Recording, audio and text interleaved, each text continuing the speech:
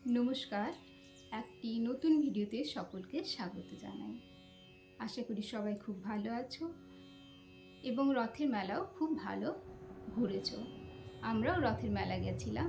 আমাদের এখানে অনেকগুলো মেলা হয়। তো রথযাত্রার দিন আমরা গিয়েছিলাম আমাদের বাড়ির কাছে যে মেলাটি হয় সেখানে, এবং রথের দড়িও টেনেছি।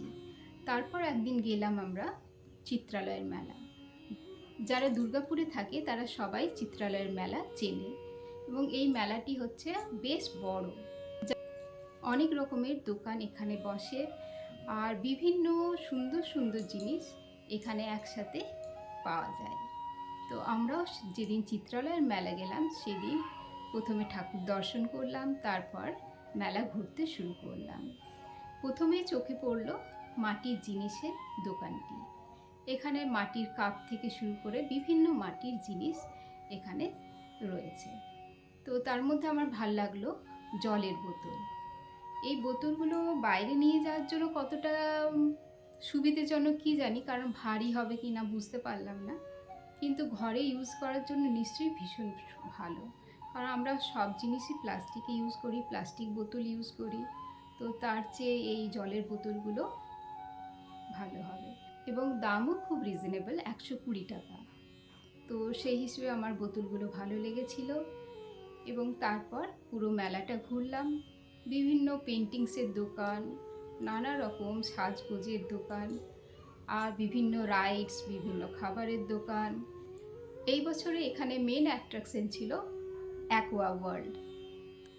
ভিড়ের জন্য আমরা ভেতরে যাইনি, বাইরে বাইরেই ঘুরলাম এবং মেলা থেকে দু একটা জিনিস কিনে আমরা বাড়ি ফিরে এলাম।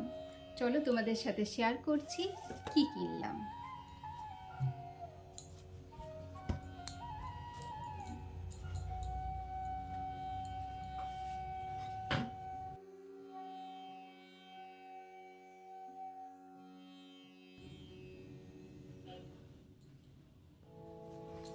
এই কুর্তিটা কিনেছি মাত্র 150 টাকা।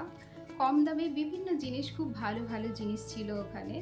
তো আমি এই কুর্তিটা কিনেছি, এই টপটা। একটা আমার বোন একটা স্কার্ট দিয়েছে সেইটার সাথে পরার জন্য। আর কিনেছি এই কাঁচের ব্যাঙ্গেলসগুলো। কাঁচের ব্যাঙ্গেলসগুলো আমার খুব ভালো লেগেছে। আজ তার সাথে কিনেছি আমি এই ইয়াররিংগুলো। বাস এই কটা জিনিসই কিনেছি, আর কিছু কিনিনি। কেমন হয়েছে আমার জিনিসগুলো জানিও।